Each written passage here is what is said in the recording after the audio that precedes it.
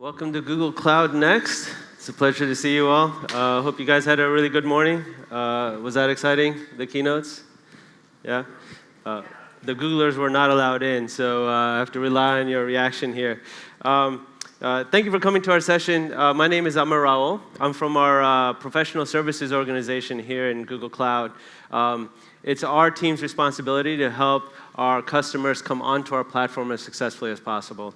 So I'm joined today by Heather Traher, who's from our user research team, and also Flint Waters, also on our professional services organization. And what we want to take you through in this next hour is a typical journey that our customers go through when they're moving from a legacy environment for messaging and collaboration onto G Suite. So I wanted to give you a very in-depth overview of what that journey looks like, how we actually bring customers in successfully, what are the strategies and the tools that we and our partners actually employ when we're working with our customers, and try and give you some comfort on how to make that transition happen if you yourselves were considering a move to G Suite, right?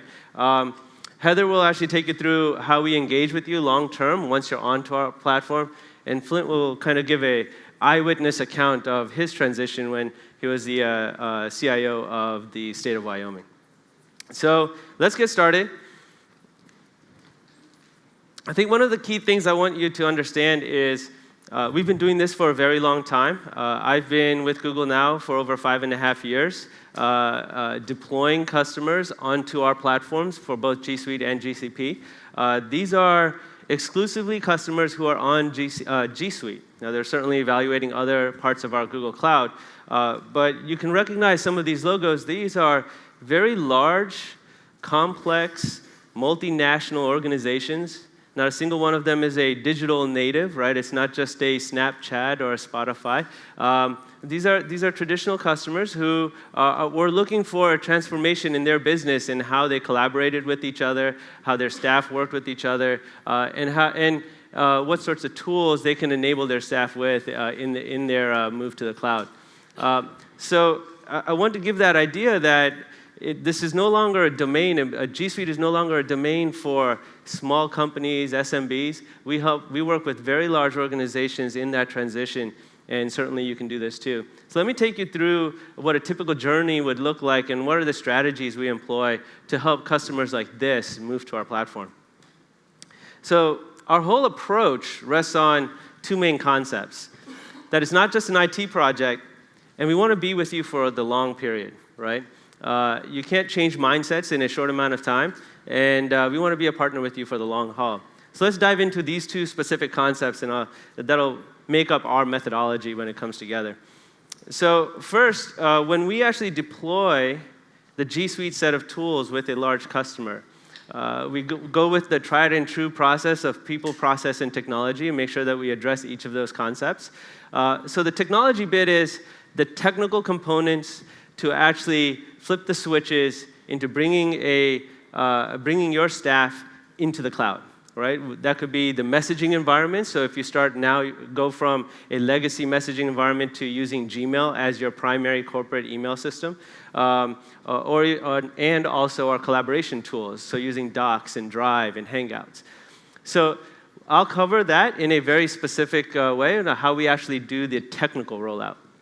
The people component of this is the change management. This is how do you make people aware of the change that you're about to deploy? How do you communicate? How do you train them? And the options and the strategies that we use there. So I'll go into that in a little bit of detail as well.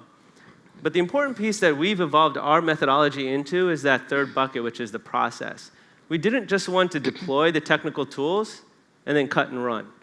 We wanted to work with our staff at organizations and make sure that they were applying those tools effectively in their everyday business processes. That's a very important concept for us, and we have a number of strategies to go deeper into that, so I'll talk to that as well. And together we feel that if you address all three of these components, the organization that's looking for that true transformation can really reach those goals. That second concept was around the long term. Our methodology does not stop at the technical deployment. We want to work with you for the long haul. So in that, our approach actually includes things like how do you measure how successful you are in Google? What sort of impact are you having? What sort of access can we give you to our roadmaps and our future vision for the tools, and how can you apply them back into your organization? So we'll talk a little bit about that as well.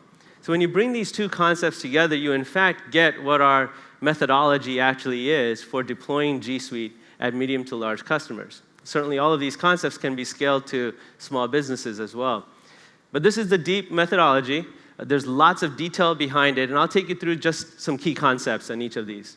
I'll focus on the middle three, the people, process, and the technology, and we'll go through that very quickly. So the technology component, I'll work my way up.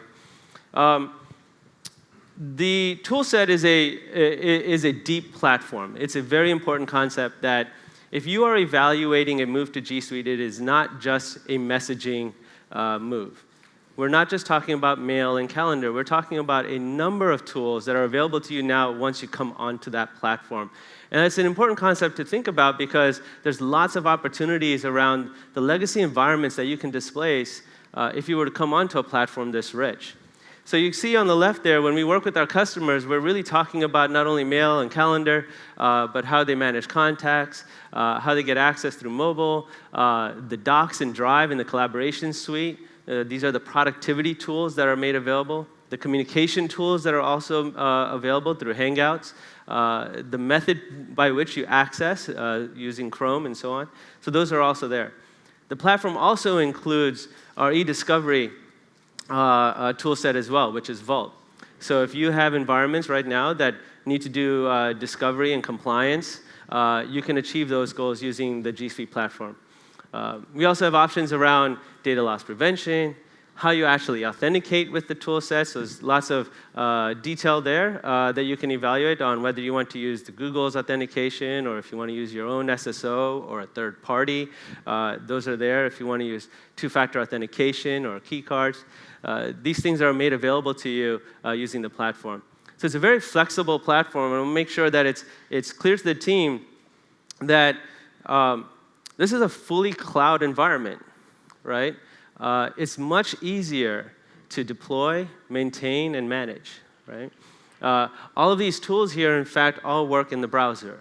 There's nothing for you to install except for that browser. Now, we support all the major modern browsers here with our tool set.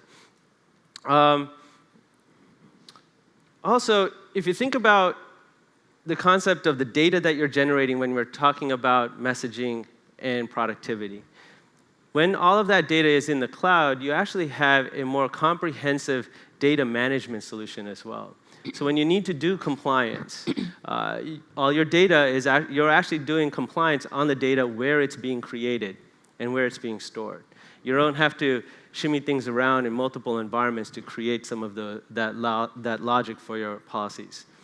So that's an important concept as well. So think about the G Suite environment as a full suite of tools that go well beyond just mail and calendar, okay? The other thing is that when you're coming onto our environment, we want to make sure that you're aware of all the things that our teams will actually take you through for that migration.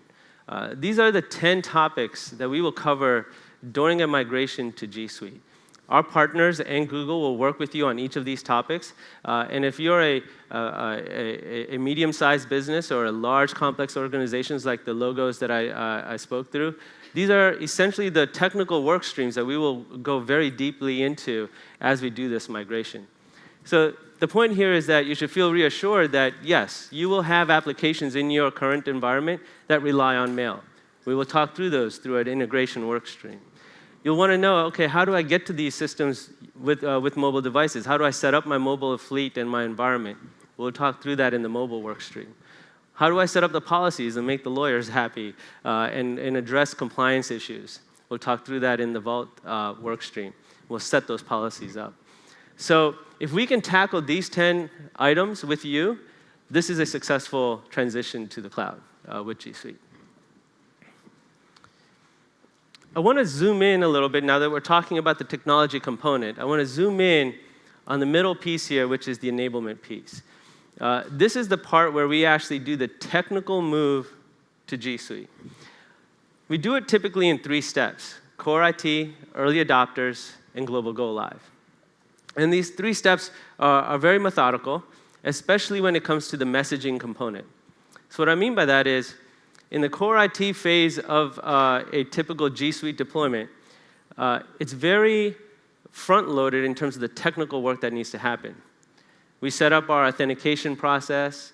We set up how we're provisioning users. We set up our strategy for deploying the tools to mobile. We'll also bring a small fleet of users into the platform as quickly as possible without really affecting your current environment, typically just forwarding mail over to G Suite. But when we get to early adopters, this is our practice run. We actually bring in 5 to 10% of the organization to become advocates for this change that you're engaging in. And we call them early adopters. When these folks come on, we actually test the technical environment that we've set up during that core IT phase. It's the early adopter phase that we also switch the MX record, if you were doing a messaging rollout, to Google directly. That means all your mail now starts flowing to Google. And those folks who remain in Google, those 5 to 10%, the mail will stay there. And the rest of the folks, it will get forwarded back to your legacy environment. So it's a stepped process. It's a phased deployment into our environment. What's important about this early adopters group as well is that it tests out your training and your communications plans as well. This is that dry run for when the rest of the organization comes in. You're also building advocates that help your support environment scale. Right? So when the rest of the group comes in, you'll have somebody in the office within arm's reach that you can ask questions to. Finally, we have our global go live. This is where the majority of the organization will come in at the same time. We try to minimize ideas around phased go lives, right? So this is contrary to typical IT deployments where we do multiple phases. In fact, we try and limit it to these 3 phases, if not 4. And the reason for that is we want to bring users into the G Suite environment who work together, right? To minimize something called coexistence, which means if you have a foot in 2 different environments, how will they work together when it comes to calendaring? We have tools to bridge that gap, but we don't want that to be a long-term solution. So we try to bring people in as quickly as possible. We've had go lives as upwards of 90,000 users coming into our environment on the same day. So let's talk about the people component of this. So we talked through the technical components of that switch, but what does that change management look like? And I always say that a move to G Suite, 2/3 of it is the people component. It's the change management side of things. So this is our approach for how we handle change management. I'm going to work on the right side first, which is the communications and training. And if there's nothing if nothing else that you remember, it's the word diversify. When it comes to creating a change management plan for your staff at the scale that we have been talking about, diversifying your communications plan and diversifying your training plan is super important. People hear and see things in different ways that resonate with them. People will consume training in different ways that resonate with them. Some folks will like a setting like this and want to be trained in person, and others just want to sit at their desk and do it in a self-paced mode. So we want to make sure that your plans for a move incorporate that diversity. Right? We also want to do a bit of organizational analysis to understand who are the users in your organization that will be most impacted by a switch to G Suite. We pay special attention, for example, to admin assistants. They use the tools, especially the messaging collaboration tools, very differently and very differently than typical staff may. And we pay special attention on the training and the communication with them, even being shoulder to shoulder with them on important days when they're switching to our environment. And also sponsorship is super important. When we're talking about a large organization like you saw today at Verizon or Colgate-Palmolive, having that top-down sponsorship to say, this is why we are moving to an environment like Google, this is what it means to us as an organization, is super important. But there's a small nuance. Sponsorship also includes the bottom-up, getting your staff involved in the process. You don't want to dictate to them that, hey, you're moving to a new environment. Tough. You want them involved in that process. And I'll talk to you in this next slide about what that means. We have a program called Google Guides, and what it is, it's an old change management best practice around creating change agents. And we call them Google Guides. It's a fun thing to do. And in that early adopter phase that I talked about earlier, we typically recruit a set of Google Guides. And these Google Guides are brought into the environment a few months, or a month or more earlier than the rest of the staff. And they're given the opportunity to train on the tool set and start using it in their business workflows and advocate for the change that's happening. These are typically folks who are using Google in their personal lives, or they've used it at a previous job. They're very excited about the move that's to take place, and they want to help their own team members make this transition successfully. So we pay special attention to these Google Guides and make sure that they're deployed out to key offices and environments so that they can help us scale our transition. Of course, it's super important that when you move to Google, that you make it fun. This isn't a typical upgrade of your operating system or your usual upgrade of your last environment. This move is exciting. I have never had so much fun in this sort of an IT project as I have in deploying G Suite. Go Lives have cupcakes and parties, and I remember a DJ booth once, right? You can make this a lot of fun and fit the culture that you want to move into as an organization. So I wanted to make sure that you understood that we have tons of tools behind this methodology to help you make this transition. Not only Google, but our partners as well. They've built on top of the base that we've created, and we make it super easy for you to make that transition. So for example, we have kickoff templates and presentations that you can use to actually get the change rolling, right? We have, even for your communications planning, we have posters and template emails that you can use during your communications outreach. In fact, last year we bought a company called Synergize so that we could make self-paced training available to you for free within the tool set. So when you have thousands of users or even hundreds of users, you don't have to bring all of them into a room to do direct training. You can give them self-paced tools as well. We even have a cool little program for our top customers called Admin Gurus. Because I mentioned that we pay special attention to admin assistants, we bring admin assistants from Google who know how to work in our environment and bring them to Go Lives so that they can work with admin assistants at other organizations. So you can expect, for example, Verizon and Colgate-Palmolive will have access to those folks as well. We also have a very deep learning center, so if you want to learn specifically about the features and functionalities of our tools, individuals can go there and learn more about that. So all these tools are available to you, and our partner ecosystem has built on top of this with their own added flavor to help you with this transition. Let's talk about the process piece. I mentioned that this was a new concept that we've been working on for a few years, and it's deeply important to us that we don't just give you a new set of tools where you continue to do the old set of business processes, right? You may not do the same workflow the same way when you have a new set of tools. And we recognize that, and we want to help you with that transition. And that's really what we're trying to do when we address the business process side. We recognize that an organization that's moving to G Suite has deep strategic goals in that move. It's no longer about just saving money, right? They want to speed their operations, or they want their staff to be more innovative. They want to increase communication, break down silos. But you can't just tell your staff to go forth and be innovative. It just doesn't work that way. So what do you need to do? You need to focus and target on the core behavioral changes that you're looking for at scale, right? I put three examples up here.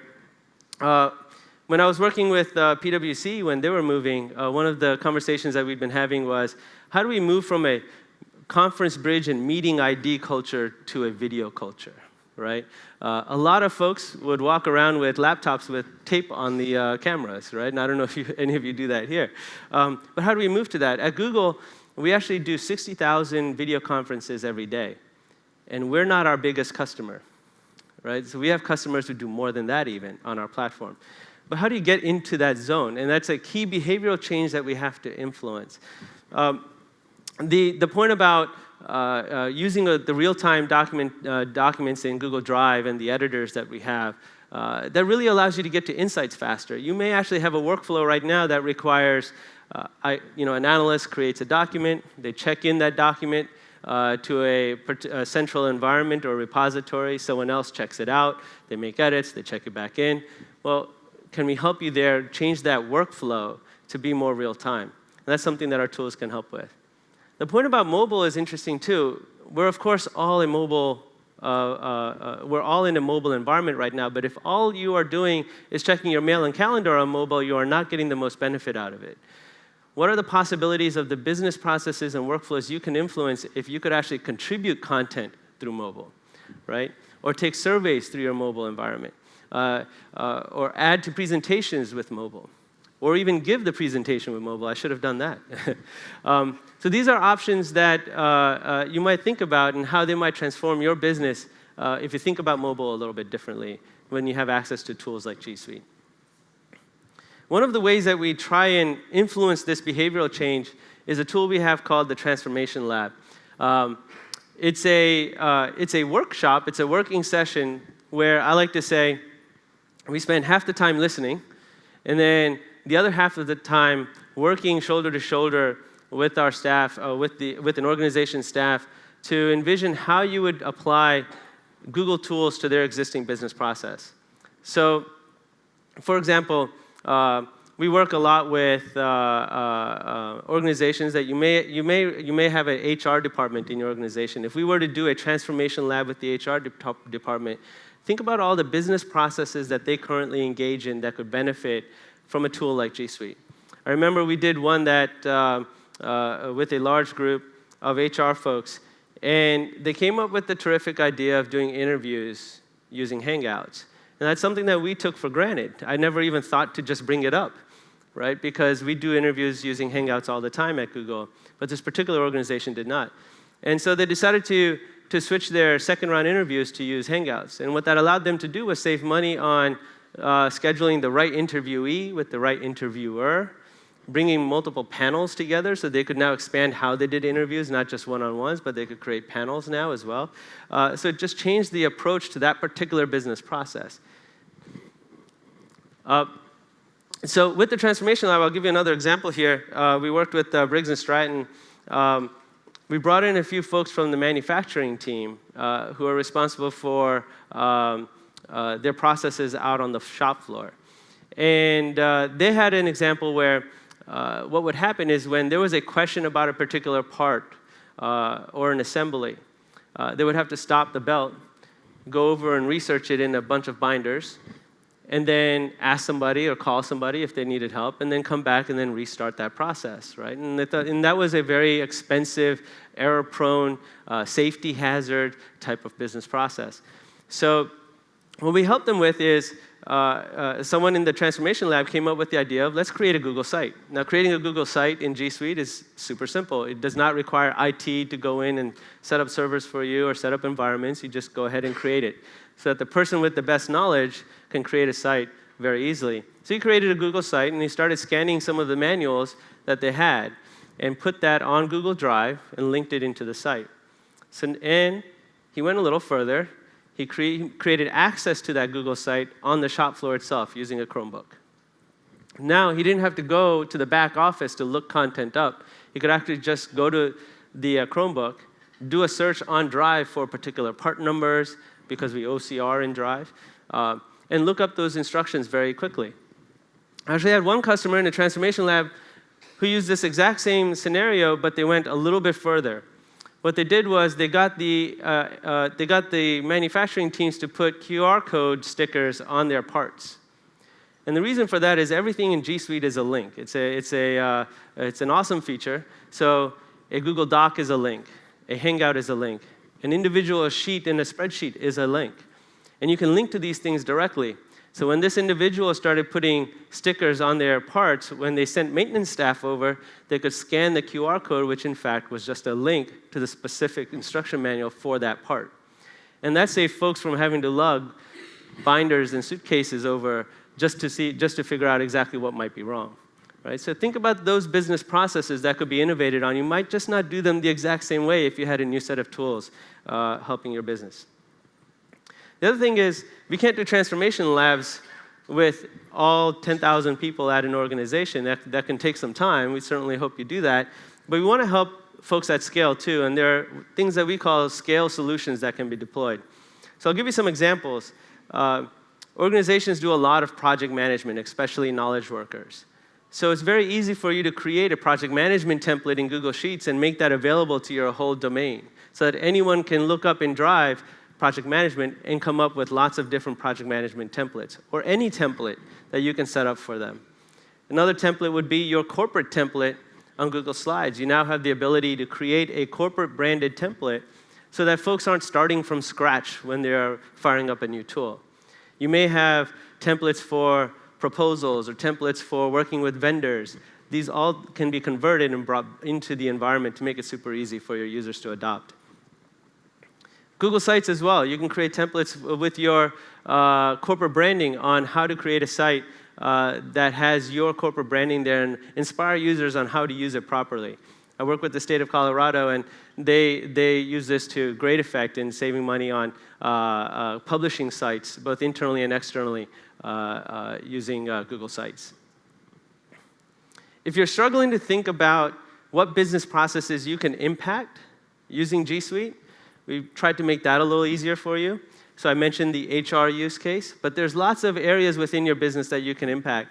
So we've created a website, a public website, that you can go to even with your mobile phones now, g.co/transformation gallery, and you can look up all the different business processes that you might think differently about if you were to use a G Suite tool.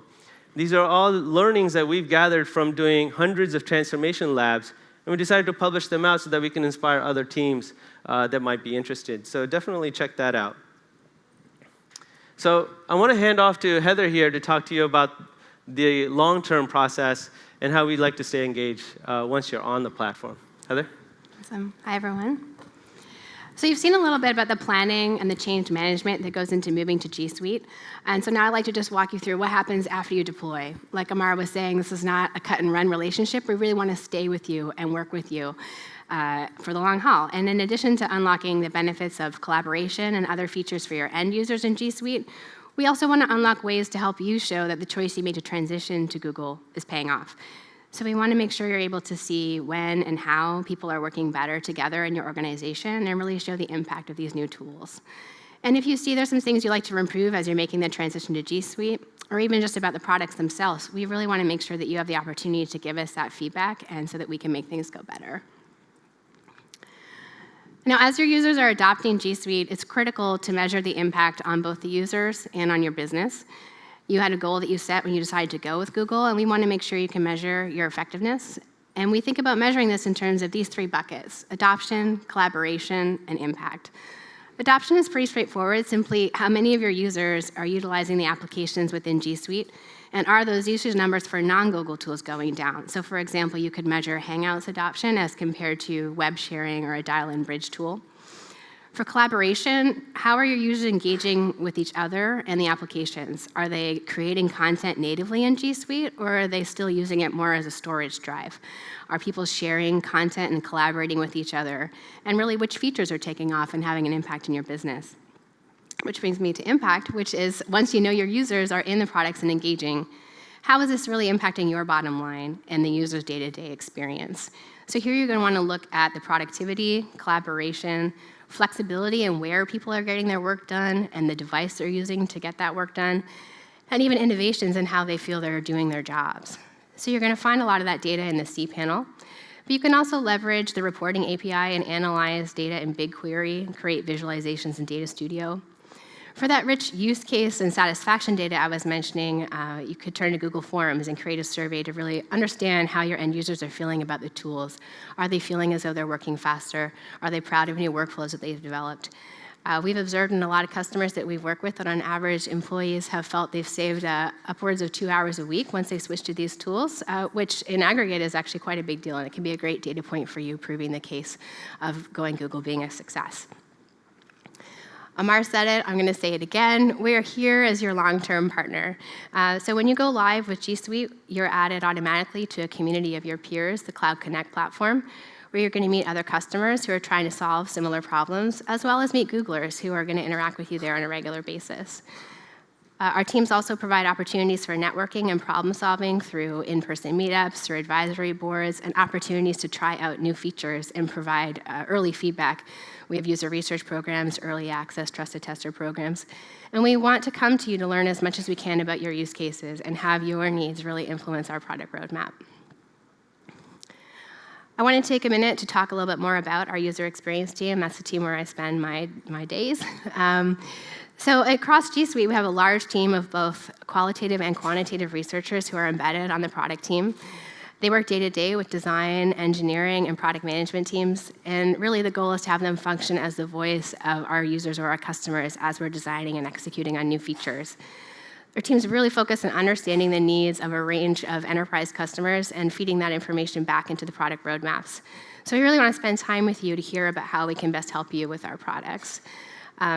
I'll take a minute and mention some of the common research methods that we might use with you if you were to participate in something like this. So the first one is field research. You can imagine this as a sort of day-in-a-life exercise or even a fly-on-a-wall type activity where Google researchers and other Google staff will come on site, spend time with you, observe people in their kind of natural work environment, whether that be a knowledge worker, whether that be somebody on the shop floor, and really just become familiar with the key workflows and use cases for your business. And those might be use cases where you're already using Google products, or those might be holes in our offering right now, and we can sort of get a sense for what's not working for you and bring that back to the product team as well. We also do a lot of end-user surveys. These are targeted, simple surveys just to help learn more about the scope and size of use cases or interest in potential features that are being considered for our roadmap. Once we have an idea that we think has legs, we want to make sure that we do not go off and build something without checking with our customers and making sure this is really hitting the need that we had in mind when we started developing it. So we're going to do some concept testing. Sometimes this is as simple as showing you sketches and just having you talk it through with us. Sometimes we might have something that's more of a high-fidelity mock-up and get your feedback. And then once something is committed, it's on the roadmap, we know it's going to be launching, it becomes really critical to do that one-on-one, really hands-on usability testing with you and make sure that these things that we are used to looking at are really as easy to use as they should be before they get out in the market. So a two-way relationship with Google is going to lead to less time on support issues for you, and it's going to lead to better solutions for everybody in our enterprise community. So there's lots of different channels for your feedback. We've spoken about the Connect community and user research. There's also the Trusted Tester program, which is going to allow you to look at products and get sort of a sneak peek and live with things over a period of time before they launch to the larger population. Something new that we've recently kicked off is our Enterprise Customer Research Panel. So this is something that's going to allow you and the end users at your company to have opportunities to give really regular feedback to Google on how you work, what you like to see in our products, and again, early feedback on product ideas. This is something that's a little bit more formalized than some of the activities that I mentioned earlier. And so we'd love to have anyone who might be interested contact us, sign up to participate so you can try out some of these things that we've gone over. We really do just want to spend time with you understanding your needs. Not everybody works like Google, and we want to be smarter about what we can be building. This is a program we started scaling in Q4, and we're ramping up day by day. And so with that, I want to hand it over to Flint, who can give you a bit of a first-person perspective on his experiences going Google with the state of Wyoming. Great, thank you. Go ahead, do you have the next? Oh, there we go. I'm Flint Waters. I was the CIO for the state of Wyoming for 5.5 years. And Wyoming was the first state to deploy Google. And I wanted to have this image of cowboy because really nothing instills a view of technical innovation more so than the cowboy, right? Nothing? Tough room. All right. One of the things that we took on in the state of Wyoming was we had these vast IT silos structured throughout all the agencies. And in many cases, an agency in state government is its own empire. So Department of Health and Transportation and Corrections and the law enforcement groups, the attorneys, they all ran their own IT stacks and in various stages of decay. Almost nothing was modern. Almost nothing was up to date. In fact, the day that I walked in, brand new job as CIO. I had retired from the state a few years earlier. I ran the Internet Crimes Task Force, so I ran high-tech crime investigations, rescuing kids. And when Governor Meade got in, he asked me to come back as the CIO. And the day that I walked in, they handed me a Windows laptop and a BlackBerry. And they said, this is the norm. This is how we do business. And I said, well, that's okay, but I'm far more effective on a Mac. And you could hear the hush fall over the building. It's like this gasping across the board. And I said, so I'm going to need an iPhone, and I'm going to need... And the prior CIO had already contracted with Google to bring in G Suite. They were just deploying. In fact, the week I started was their first rollout for doing adoption. And the governor tasked me with going in, doing some research, figure out if this was a smart move, if this was good for the state of Wyoming, and how could we leverage this to really make a difference. His critical focus was impacting quality of life for citizens. And we had done a lot of work in the past trying to achieve that goal through technology. So that was his directive to me. And we dove in and started looking, and I made quite a few pretty good-sized mistakes early on. There were a lot of challenges we faced, and none of them were technological, at least none tech related to Google. The tech went really easy, but we had not really expected what was going to happen with regards to the user adoption, to the scope and potential of what we could do with these tools, and I had not properly engaged some of the most important innovators within state government. Now, as we took off down this road, before it was over, we consolidated all of IT. We brought all those servers out of the hallways and out of the individual stacks within agencies. We brought all that in and created an enterprise IT agency. We did that in about 18 months. When it was done, we closed our data centers. We actually shifted so that folks could operate anytime, anywhere from any device. And that was a big lift. It was an interesting challenge to take on, but it also really helped cement the relationship, the partnership that we had with Google. And I'll just give you a few examples. When we first announced what we were doing, the training work that we did on the front end, it was about email and calendar. And there were like 13 email systems around the state. There was no central directory. There was no single sign-on. We started from way behind zero. So there were a lot of pretty heavy lifts that we had to take off from the beginning. And I didn't really expect what was going to happen in terms of some of the more innovative additions we had on our team that they would start doing inside Google. So if you take on this journey, I would definitely look at that outline that they talked about for adoption, because it would have made a lot of difference for us. One of the things that I wish I had done, I wish I had gone through and worked out my retention schedules in advance. I wish I had gotten rid of a lot of the old information that was laying around, instead of going in and going to all the work to load it, get everything built into the enterprise, and then have folks say, okay, great, now can you have it delete anything that was 2 years old? Okay. I spent a lot of time doing that. I should have prepared ahead of time. I really should have engaged, let's see, how do I say this correctly? Within every IT organization, there were experts. They weren't necessarily IT experts, but they were folks that had invested in themselves and were the best in their agency at leveraging the tools they had. And I didn't properly engage those folks early on, and I should have. Now, when I went to directors and I said, who can be Google Guides? Well, they gave the enthusiastic. They gave us the folks that were anxious to move forward, which was helpful, except some of the most impactful users that could change our percentage chance for success were the folks who had such a high stake in their knowledge of how they use the existing tools, because they had made themselves valuable to their organization. And when we walked in and said, these are the tools we're moving to, it was almost as if I had taken something from them. It was almost as if I was depriving them of that investment in themselves. And I learned from that. It blew up, because these same folks could be the ones that could find the most vehement reasons why they couldn't use this, why they couldn't use that. It didn't matter what it was. It was, this is what we know how to use, and how are we going to engage it. The other piece is I failed to calculate how much the folks around me, my IT staff, had a vested interest in the existing solutions. So for an awful lot of them, the status quo was validating. It was job security. It was almost a measure of their worth to the organization. And I needed to make sure to engage effectively with them to win them over. And so there were a lot of things that we kind of shifted how we went about this business. And I started going out and meeting with the detractors, with the folks that were just certain this couldn't work. We started running grassroots trainings, and I would personally go in and sit down with anyone in the agencies that wished to attend, and we would talk about how they had established and completed their workflows on the ground. And right up on the front, I would apologize to them for not properly acknowledging what they had invested in themselves to make the state successful.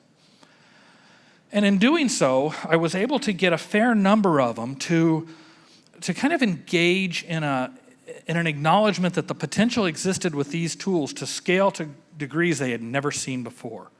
And I asked if they would please join me in researching if there was potential in here to reinvent how state government worked. And we dove in and did that exactly. A couple of examples. I had this compressed digital video box on my desk that was like $18,000. And every cabinet head had one for communicating with the governor's office. It hadn't been on in like 3 years. But we were spending over $1 million a year maintaining the bridges and the systems for those devices. And by working with Google, I actually got the opportunity to go out and meet with some of the product leads on Pipeline and learn about what was coming from Google. So before it was even publicly announced, we were able to hear about what they were doing with, at the time it was called GVCs, and then it was Chromebox for Meetings, and some of the capabilities that those devices brought to the table for us. So we completely reinvented how we engaged. The governor, as an example, he wanted to go overseas for Thanksgiving and provide dinner for the troops. We had a lot of National Guard members that were deployed overseas. He wanted to reach out and meet with them, but the formal budget press conference for the governor's office was overlapped. It's scheduled at the exact same time. And he had the idea to leverage the technology as a force multiplier. So he went ahead, he went overseas, he handled the dinners with the troops, and he just stepped into a little side room at an airport in the Middle East. We put him in front of a Nexus 7 and put him on the big screen in the formal conference room. And he did his press conference. He looked in the eye of the press. He greeted everyone. He handled the press conference and the release. He even announced that he was running again for the next term as governor. And then he went back to doing what he did. And that type of shift was something we never expected when we adopted and moved towards G Suite. Another mistake that I think I made is I thought of G Suite as a product line instead of as an ecosystem. And there was so much there that we could do, so much there that we could build on. Before long, we stopped developing thick client apps on the ground in our data centers. We started building against Google's cloud. We started building on App Engine, which allowed me to build dynamic applications that continued to improve as we use them, which was contrary to the state's normal design. It had been before that where you had a problem come forward, you went through the 2-year process to do budget, you bought a physical server, you threw it into a data center, and then you started building the solution.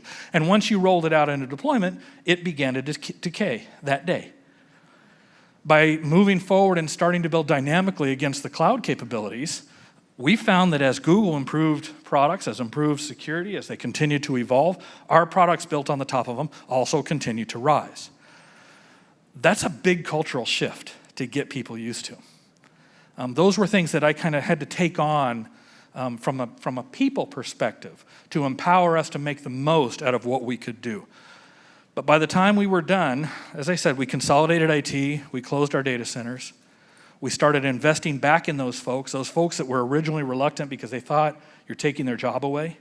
Because if you move to the cloud, why do they need someone to take care of cooling? And why do they need someone to install servers? We were able to engage with them, manage the communication, and convince them that we were going to invest back in them. And so I started doing cybersecurity initiatives and training folks on cybersecurity. I started raising the skill sets so that they could manage far more deployments because I had the cloud capability, and I got them out of the power and cooling business.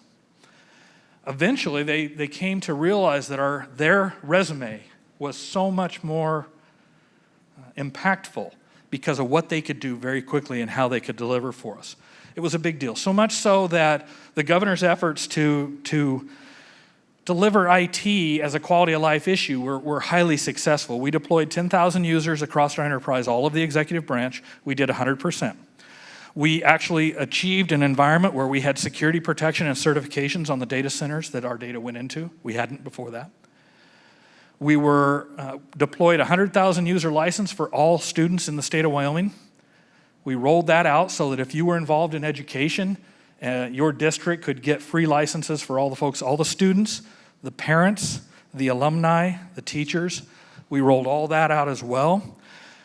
So much so that even the governor's State of the State address was led out of the chamber between the Senate and the House as a YouTube live event.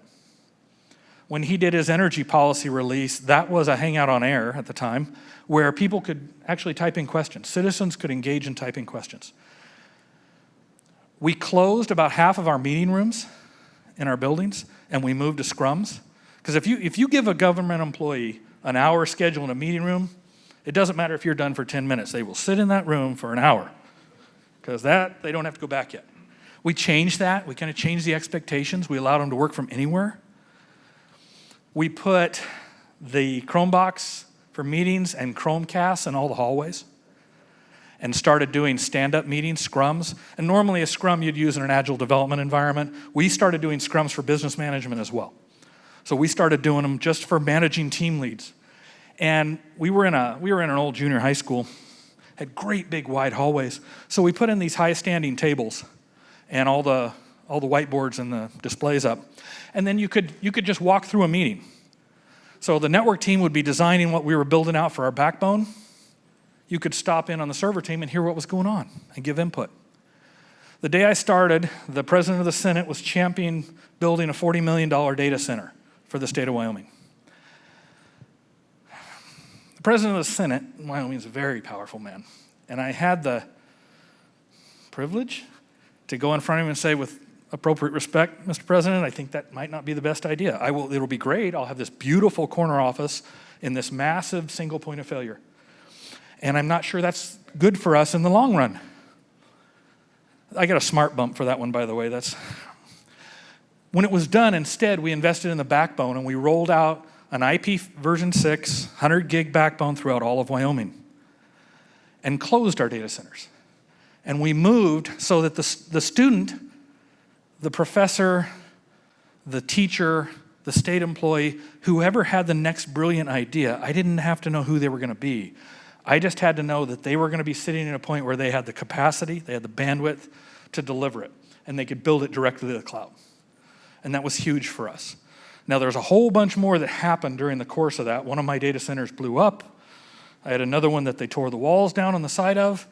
I have a 4 o'clock session, so here's my shameless plug. I will tell the whole Wyoming story during that, but I ended up being such a believer in what it empowered for Governor of Wyoming that after my term, I asked for his permission to pursue Google. And so a little over a year ago, he gave me permission. We separated the authority so that I was no longer reviewing anything related to Google, and I started pursuing a position with Google because I'm a disruptor. I'm one of those folks that likes to go in and break things. And it got to the point that we had evolved so much in Wyoming that my deputy CIO was spending a lot of her time just keeping me from wandering the halls, terrorizing the villagers. And I knew it was time to go on and do something else. And so I pursued Google so that I could come here, and I now work in professional services. I'm not in sales. I'm in professional services, so I help governments impact quality of life for citizens. And it's been a huge success for us. But there were a lot of things I didn't anticipate, and across the board, they were related to people, not technology.